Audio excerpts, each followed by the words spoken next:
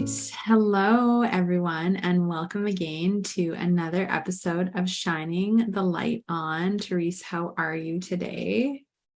Well, I have to say that it is really weird that we picked today's topic, and right as after we picked it, in my own area, there's like fire evacuation notices being dealt right now. So it's a little surreal in this moment. Yeah, it's really been a year of interesting anomalies with fires because, as we discussed earlier this year in May, we had a lot of weather manipulation, a lot of chemtrails. It got really hot and dry here. And then there was a lot Right. of arson caused fires here in my province before we had a big election. And there's still popping up in different places in Canada where they're catching all these people doing this. And it's, you know, it's very much pulls on your heartstrings when it's happening, but even more so when it's happening in your area and you know people who are being impacted. Right. So, I mean, we decided to talk about Maui today. We have a lot of questions are coming up because something feels fishy and off. Yeah. And you know, the mainstream narrative that we're being fed. No, I don't. Here's what's kind of amazing is it really feels like nobody is buying this. I mean, a very small handful of people think that this is a natural cause disaster in Maui. Yeah, totally. I have yet to really see many comments or hear from people who are just thinking it happened out of the blue. Right. So even though this is a horrible, tragic event, which I would never wish on anyone, the hope that I feel in it is that more people are awake than they want us to know. Mm-hmm. And more people are questioning. And that's kind of where we're coming from today, is just questions like, isn't it weird, ... that this string of events has happened? So we're not claiming to know the cause of what's going on, but there is a suspicious string of events that are tied to everything that's happened in Maui.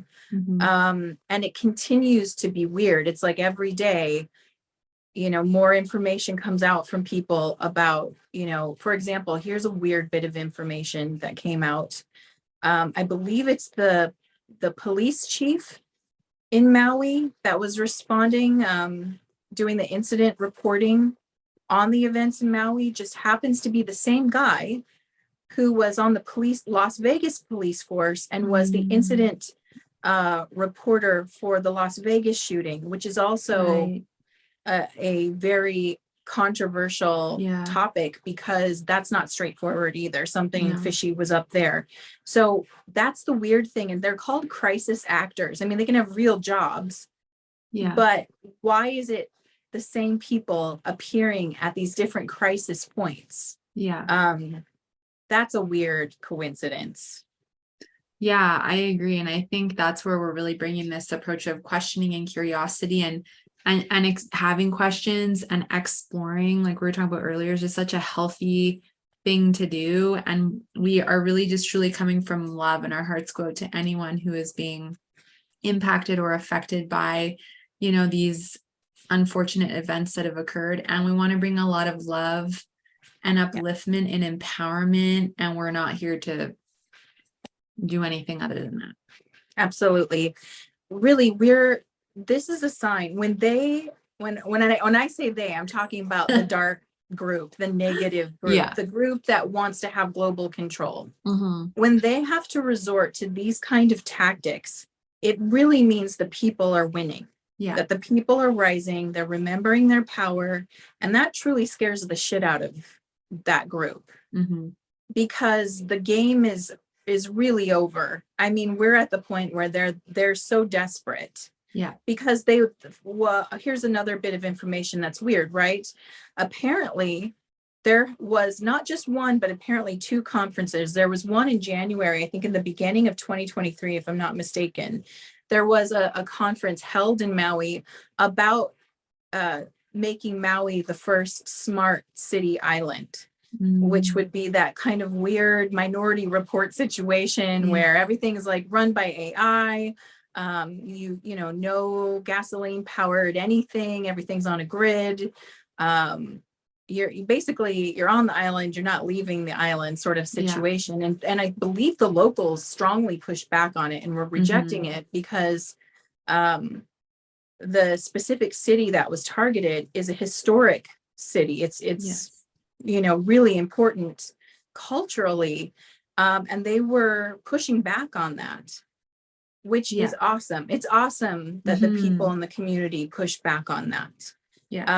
Now we have this event where all these historic landmarks are gone, people's houses are gone, but miraculously the fire didn't pick off the trees, just picked off those. Also miraculously, the fire didn't touch the Walgreens or the McDonald's or other large commercial businesses weren't touched, but private properties were touched. And I just think that's really suspicious that fire could be that, picky about what it will and won't burn down. It's just not how I understand how fire works. I don't know. Your thoughts, Amber? Yeah, no, I completely agree. And we've seen these kinds of patterns with fires in other places where, again, it doesn't touch certain places, but then touches others. And I believe you had also mentioned this, the way that certain things that can be used to cause fire, how certain like metal won't melt, but the tires will melt and things like that. Can you talk a bit about that? Because we've seen a lot of footage that looks similar to other places where they've maybe used some. Right. So let's get really clear about what we're talking about. So and this is, again, I'm not an energy weapons expert. I don't know how this works. And I remember we were looking at this when the California fires happened in 2018, and then the Australian fires happened in 2020. And in both of these cases, a light train railway wanted to be put into place, and these properties were technically in the way. And I think it was a similar situation where the residents of these areas weren't interested in selling their property. And mysteriously, these fires happened. And in both of these cases, the fires, again, it's like you have, some trees are burning, would burn down, but there are trees that are green and still standing even right now after these fires happened, which is, how does fire skip a tree but then hit the next house, right? How does it spread like that? And then the other question we have is, and this actually goes all the way back to 9/11, because it happened there too with the cars. So I am not sure how fire reacts to a car, but usually it burns the interior. It's going to catch fire to something, but it doesn't burn tires. They don't do that. They might deflate, but they don't melt. And in all of these cases, in California, in Australia, in New York during 9/11, and now in Maui, you see these images of this melted rubber melted to the roads. It's like the cars almost look like they sink into the road, but the interior is intact, not on fire, but the glass is like melted or blown out. It's really odd. And again, it's like, I'm not the kind of person who studies forensically what happens to vehicles and fire. So it's just, it doesn't work like that. And there are people who do understand it, who are pointing it out to us going, that's not normal. That's not how it works. And in all of these cases that we're talking about, there was another agenda in place. There is something else that was trying to be pushed, and people weren't accepting it. People didn't want it. People weren't going along with it. And then suddenly it's like, well, now you have no choice. Yeah. And I think that's like the red flags are just kind of popping up all over, right? Because this is very sacred land. Absolutely. And historic landmarks are protected. They wanted to build a condo, a high rise in this area.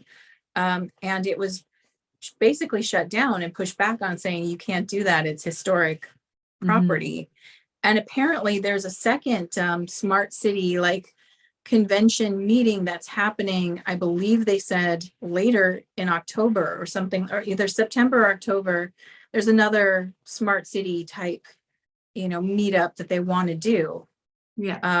And I really hope the local people push back on that Me hard. too. Yeah. I hope that they protested or whatever they need to do Yeah. to shut that down, because, and then here's another interesting point is the direction of the fire. And again, I'm not a firefighter. I don't study it. So I'm just hearing this from people who, you know, say they have knowledge of this, but apparently the way a fire moves is it moves up ground. So if there's a higher point of elevation, and it makes sense when you think about how heat rises, right? Heat's rising. Right. So it gets hotter at the top of wherever the fire is. And if there's an elevation, the fire is going to travel up with the elevation. And apparently this fire didn't do that. This fire traveled away from the elevation, which again is not a normal pattern. Yeah.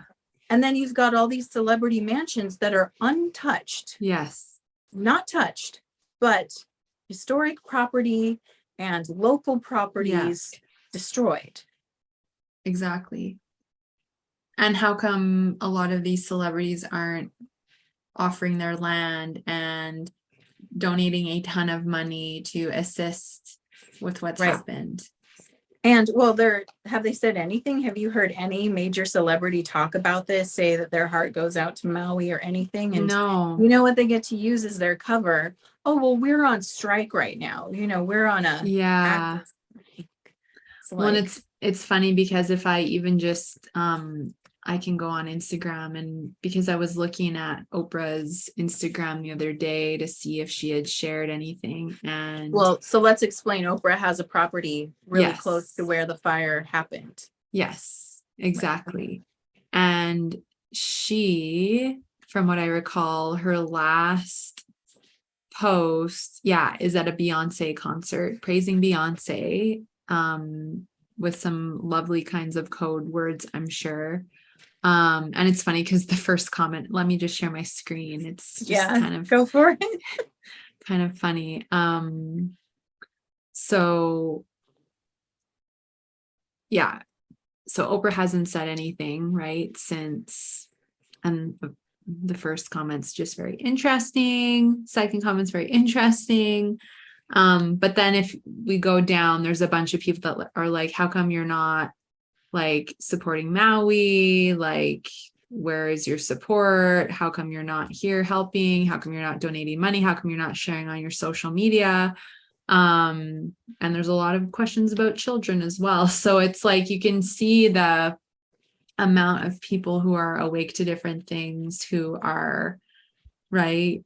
You own half of Maui, do something. Like, child trafficking. Wow. Like, that's a very interesting combination of comments, right? So again, it's like, they're not even posting or acknowledging the circumstance. Right. So, but this is where I have hope and feel excited, is that so many people are also questioning this. I mean, we're not nearly as asleep to what's going on as we've been in the past. People are awake and they're questioning, and they're not accepting answers that, you know, feel out of alignment. Like there's just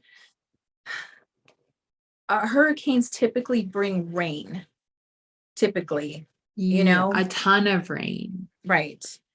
Because they start over the ocean, and they're like building up, and they're like pulling up seawater as they come, and they're sort of blasting it as they go. And I mean, it's hard to buy it, right? And they're like, oh, well, it's dry season and it's a drought, but the area that had the worst fires is considered the wettest part of Maui. I mean, the inland part is the driest, and this is happening on the coast. It's just hard to swallow the narrative that they want people to swallow. Yes, 100%. It's, well, and you get the gut, you can't help but check in with your gut feeling. And the gut feeling right away is like, something doesn't feel right. Like this, just like same with the pandemic and all the other things. It's just like, and then another thing that gives me hope and faith is I can't even begin to understand what it would feel like to be there right now. My heart goes out to people who have been significantly impacted by this or lost loved ones. I just can't imagine. So much love. And right after this happened, I thought, okay, you know, within a few hours, we start seeing people digging. We start seeing people sharing things. And within a few days, there's so much being shared, so many things being talked about that are helping give light to that gut feeling that is something isn't right. Something doesn't feel right. And now there's all these people sharing, whether it's people that live there or people that have friends, right? People who ended up in a circumstance where they know people that are essentially on ground zero in the circumstance that are talking about whatever's going on, people making reels and TikToks explaining and breaking down all these different things about the celebrities that are there and like, you know, just different circumstances, you know, it's just like, wow, look at people like taking time to dig and research and create this content and expose and share different things. Yeah, we are the right? news It's happening so fast. Yeah, I mean, we really are the news now. It's the people, and as it should be. And again, yes, we still have to use discernment. Doesn't mean we believe it. That's why it's better to question. It's like, well, you take in, you hear it, but you let it process and you question what you're hearing. Because again, I mean, are there people who are also going to spread misinformation and fear and stuff? Absolutely. Absolutely. There's still going to be that. So it's not one of these things where it's like, well, if it's not the news, then I believe it completely. Yeah. But keeping sorry. I was just going to say, I want to touch on something with the fear quick, because it's something that you have always said to me, and it's just been so resonant, which is if something is emitting a lot of fear, it's likely not the accurate like view and experience of what's really happening or going on. If a lot of fear porn is being pushed, like I can't tell you how many times people here in Canada, especially in 2021, and some were like truthers and some were like more spiritual people, and they're like, this week in July, military's coming in and they're going to force in the arm everybody. And like you, like that kind of narrative has happened so many times and has never come to fruition, because of course we're not on that timeline, and this is a war on our consciousness. This is a frequency war as well. Right. So, I just bring this up because I think it's so important for us to really use our discernment. And if we see something that's really fear-based and really question it and go, do I want to keep tuning into this, or is there a more empowering community, person, resource that I can tune into, you know, because I can't consume that kind of content. Absolutely. And also you have to consider you're a creator being. Each one of us are. We're here creating together. So if you're hearing something that is causing fear in you, do you want to just be like, oh, okay, well, that's what's going to happen. I guess I have to resign myself to it. Or wouldn't you rather process those emotions and say, yes, when I hear that upsets me, but I choose this. I choose the highest timeline. I choose the good for all humanity. I choose that we are ascending out of this, because you get what you choose. Wherever you focus your energy, that is the timeline you are choosing. So for the, that's why I'm not trying to say anyone is wrong. There is a timeline where this is horrible. This is the worst of the worst, and it will continue to be the worst, but that's not what you have to experience. And this is, it's a hard concept, because the belief in consensus reality, that there's one reality that's unfolding, is a strong belief we hold. We're told that because that is a control mechanism. It's to get you to choose the one they tell you to choose. Just like during the pandemic, they were trying to get people to choose that this is the most deadly thing you've ever experienced. Meanwhile, where were the dead homeless people who have the lowest immune systems, right? Where were they? Where were the bins for hazardous waste that should have been placed out there if we were really dealing with all those masks would have been considered hazardous material and would have been disposed of in a hazmat type situation. But no, instead they're littered on parking lots and just hanging in people's cars, being used over and over again. I mean, that situation was you can see it wasn't congruent. We're being told it's the most deadly thing out there. And meanwhile, nothing else is, if you were to walk away from the news and the people who believe it, you wouldn't experience that. No, exactly. So, I mean, yeah, the idea of this one thing is the ultimate thing going to happen, that is part of the programming. Yes. And again, I encourage people to feel into what I'm saying with discernment. You don't have to believe me either. I'm not asking for people to blindly go, okay, well, Therese knows it, so I guess that's what it is. Yeah, it's just about being willing to open up, and that's just really what we're doing here, is having this exploratory conversation and curiosity, because when something doesn't feel right, it's like you said, it's the best thing you can do. Absolutely. And is there any other, so we've talked about the nefarious reasons why these fires were possibly going on. We talked about the agendas for a smart city or smart island or whatever. But there's also possibly, this is where it gets tricky, is because we're in a type of spiritual war right now where there is a positive team and there's a negative team. And the way that the positive team is working is they're using a kind of like jujitsu technique where you let them attack and then you turn it to benefit whatever's going on. So there is this, and it is like a chess game that we're watching. You let the other player do their move and then you use that move against them. Yes. So while we are seeing things that are tragic and horrible, we also don't know if that move is being used to maybe take out some infrastructure of theirs that was already in place for nefarious reasons, like trafficking and other nefarious practices. Exactly. And that's the thing, is we just don't know. We don't have the answers. We're not in the know of the covert operations going on. And that's where it's always, when something like this occurs, I go, what is the play from the good guys? Like, there's totally something here, or multiple things. What are they? I don't know. Right. And remember, we are in a type of war already. We're in war. The war that everyone's worried about, we're already in it. We've been in it for years now. And so just because there's a good guys, it doesn't mean they can prevent casualty.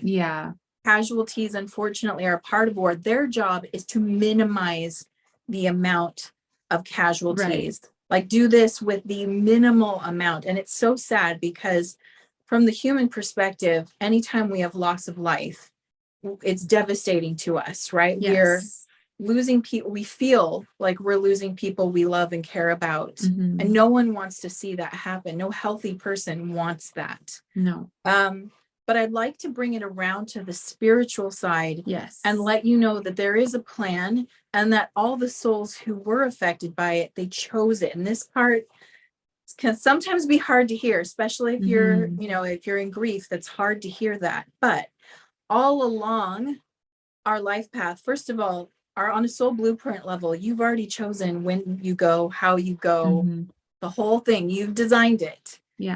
And we are in a very special time period. We're in the ascension time period where we will do the great shift. That's why we're here. That's why this is a very focused moment of history. It is historic where we're at in this lifetime. Is very historic. And you were chosen to be here. You volunteered and had to get recruited. You had to have the right stuff. So we know big things are coming. And it intensifies as we get closer to the end. We are getting very, very close to whether it's a solar flash or whatever this moment is, the epic moment is, we're in that corridor for sure. And we can tell because it gets more intense the closer we get. And that intensity can look like things falling apart completely. Even just reality, feeling like reality doesn't make sense anymore. How come everyone can't see this cohesively? How come some people see it as, a climate event and other people see it as an energy attack? Like, why can't we get on the same page? That's because we're really close to this event. And so what I want to bring up is that every time we go up in energy. It's like what my team shows me, it's like either you can see it like a mountain, but the staircase metaphor works better. And it's this really steep staircase with these high steps. And so the energy looks like a big vertical ascent and then a plateau. And the closer we get to the top, the steps become shorter. There's less of a plateau. And so it's like up, rest, up, rest. And the rest gets smaller and smaller. But every time we get up, we go up, there is what's called an ascension exit point. And that is where souls who are like, you know what, this is way more intense than I thought, or hey, this is my stop. This is where we have a mass exodus. And we had it in 2020, a lot, and through like 2021, 22. I mean, because we also had a lot of like people pass over because of jabs, right? But groups. And then what was really bizarre was the last time I was talking about this was when the Maui thing had just started, and we only were told that there was like 36 people who'd passed over. And now we're getting numbers where it's, oh no, it's 80, or no, it's closer to 500. I mean, we don't even know yet how many souls decided to exit at that point. But what I want you to know is that group exiting is a plan, and it has to do with the soul deciding either that was their exit point for them, or the soul went, you know what, this is more intense than I like, and I'd rather be on the supporting side rather than the doing side. And so they'll take that exit point. And what was interesting is it wasn't just people in Maui who took that exit point. It was happening all around. There have been a lot of people in this window of time who've passed over together. Right. Yeah. And I think, again, it can be hard to like digest this concept, but this is this spiritual journey, and this is the soul designs the path. And so it doesn't make it easier, but I think it's just so important for us to remember that this was all designed, like each person picked. Yes. And we're not separated from them, even though on the physical plane, it can feel like we're separated. In truth, they're right there. They're close by. They're all, as I've been told, by my team and what I felt and seen, the souls that have departed aren't going anywhere right now. In fact, many souls are close to us right now. They're in even closer than they'd normally be. It's like normally, let's say it was just a time period where it was like a quiet period of history. The souls would, they would depart, they would go through their healing process, and then they would choose how they move on, and they go explore and look around and like check out other dimensions. It's like Earth wasn't, they already did it. You know what I mean? It's like, I'm not going to hang out there. But right now is different because we are so close to this main event that we're here for, that the souls are coming in and coming around us. They're actually a part of this with us. They will be shifting with us. They just won't be going through the intensity that those of us on the physical plane will experience. We will feel the pressure and the intensity. They will be holding us from the outside. And because again, we're going to attempt something that has never been tried before. And that is, can we ascend in a physical body? Yes. Up until this time, people had to die. So, and Jesus is a great example of this. His story is he had to leave his physical body to ascend and come back and show you, look, this is what you also are. You're this light being as well. And we're going to attempt this transfiguration of the physical into a higher frequency physical being. So they're not going anywhere. They're nearby. They're holding the space so that we can do it. But the pressure that we're experiencing it's real pressure. Yeah, exactly. So I think that's a really good explanation of the spiritual aspect of this. So should we get into some questions? Yes, let's do it. So my first question is, are the white hats or the good guys, are they letting some of these events happen to like find where there's rogue direct energy weapons or things that maybe that are still being used by the dark, so they can find them. Let's find out, right? It's more of a curiosity than anything.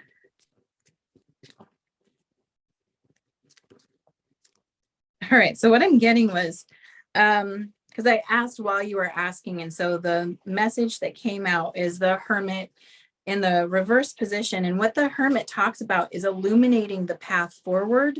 So what they're letting us know is this was a type of blackout of some kind of,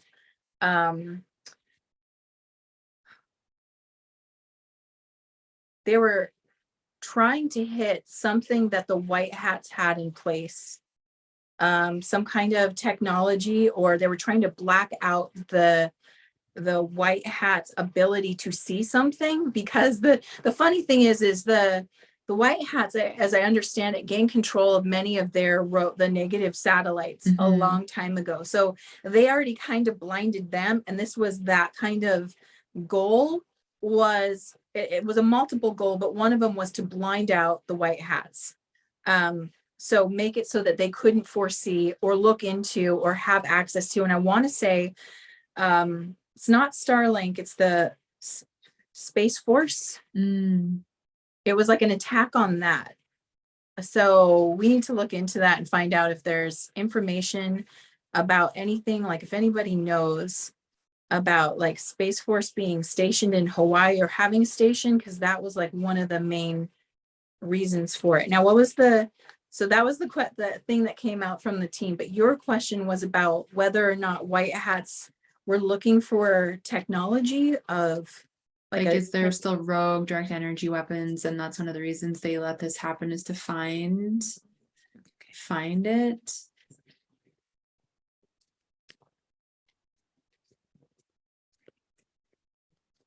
Look, okay, got something huge just fell on the floor.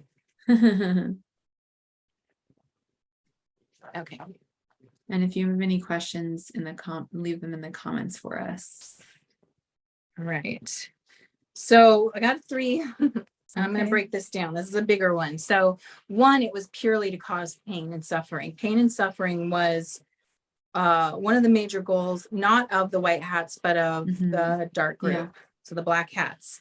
And they truly believed that this would cause a sort of like, we give up, like stop, right? Don't fight Surrender. anymore. We're gonna let it, we're gonna let this go, or we're gonna put it down. So it's kind of like, because again, on the white hat side, this is about reducing the amount of casualties that we have as much as possible. So they're not they're hoping if they can attack large numbers of us, that this will cause the white hats to back off of whatever they're doing to them. And I think what I'm getting now is that they're shutting down so many avenues. Like every time these dark groups turn to another avenue, they hit a dead end. They're showing me like my team is showing me what's happening to them is this, like these gates are slamming down around them and they're being boxed into a corner. And so the goal here is like, now I'm just going to wildly start attacking, and this is going to make you give up. I'm going to create pain and suffering. It's not working though. It's not going to work. And weirdly, these are all swords. So this is all a mental attack, really, is mostly to attack from the mind. So really what they're doing now is, this is a mind game situation. But what I'm not getting is that it's not white hat led. It is dark hat led. This was a dark hat attempt. It wasn't like the benefit, like I said, like, that jujitsu move where it's like you let them attack so you can see things. That's what's happening, or these gates are slamming down. So even though they think, aha, we're going to wildly attack and that'll get you, it keeps boomeranging on them. They're so dumb about it. They're not realizing, it's like, you just showed me where you are. It's like when you're playing Battleship with someone, that old game. Like the way you attack, people can start to see, they can start to visualize where you are because of how you're attacking. So you're right. It does have a boomerang effect on them, but this is mostly led by the dark hats to create a 1, pain and suffering for all of us. 2, that we want to give up. They want us. It's really more about the people, Mm-hmm. not so much the white hats, because the people are the bigger piece on the game board. Like, we don't know that yet. Yeah. It's like, we don't know that we're the biggest piece on the game board because we're so fractured. Right. And they've kept us that way. Yeah. But when we unify, game over, guys. Like, when we unify, and that means that no matter what the other person's preferences are, or their belief systems are, or the timeline they're on, it doesn't matter. We can still see and interact with each other. So choose unity. It's like, you don't have to agree to unify. You don't have to be in 100% alignment in mind. You have to align in the heart. And how do we align in our heart? We remember that we are in this together. We never promised each other we would all be on the same page. We never agreed to that. In fact, we promised that we would bring many perspectives. That's what we did promise. But we're all together in this, and we've got to get that. It's like, as soon as the majority of people realize that that's all it takes is to love one another as unconditionally as possible and have each other's back. It's like, you don't have to get them to agree with you first to unify. Just be in love. Love each, and we set each other free. We are the ones who do this, believe it or not. So we've got people who are leading us, who are showing us, who are, framing it for us, and they're kind of helping take us down a path.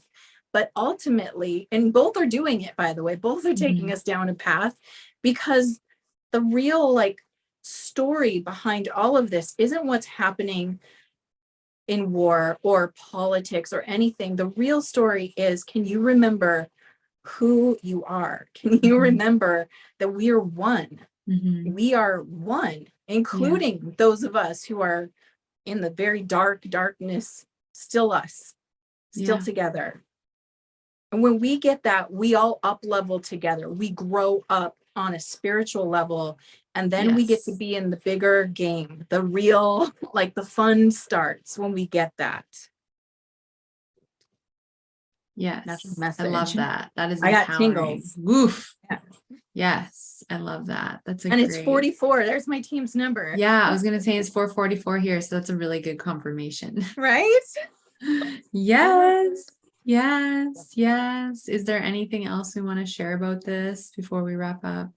I mean, that's it. See, that's the funny thing is they talk about the 2-tier game board. I guess that's what I want to leave you guys with. Imagine we have a double game board that we're playing. And on this lower level is what you think is happening right now. Like, you think you're here to earn money, or get famous, or to survive a war, or whatever. All of that's the lower game board. That's what's called the matrix. Right. The real game board is the higher one, and that one's about ethics and morality and how you treat yourself and how you treat other people. That's the real game. This is the illusion.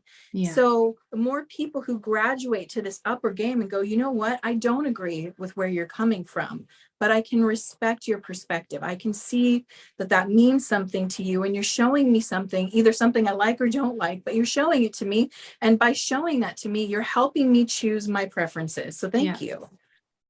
Yeah. Right. I love when we that. start playing it like that, life gets really interesting for us. Yes. And much more liberating and empowering. Much more peaceful and fun. Yes, exactly. Which is our natural state. So we're just sending everyone a lot of love, and again, just coming from this place of curiosity with this conversation today. We hope you've enjoyed it, and it's just planted some seeds for you of curiosity and exploration. Where can everyone find you, Therese, if they want to learn more about you and your work? Absolutely. Yes. If you're interested in doing a reading, or you want to do one-to-one mentoring, or see what else I do, you can go to blythestarlight.com. And of course, if you want more spirit updates, check out my Blythe Starlight YouTube channel. How about you, Amber? Yes. If you're feeling like you need support with your health, your healing, your mindset, overcoming self-sabotage with food, etc., you can check out the links below to listen to the podcast, to book a consultation, to check out more about body freedom, and of course, to, continue to be here with us on this journey of this ascension as we go along with shining the light on. And of course, follow Therese. Her karma cards and her other readings and things she does on our YouTube are incredible. So you want to make sure that you're subscribed to her because she does amazing work. So thank you for joining us again today for this vulnerable, delicate, yet, very important for us to talk about subject. And we will see you all again next week for the next shining the light on. Take care. Sending lots of love. Bye.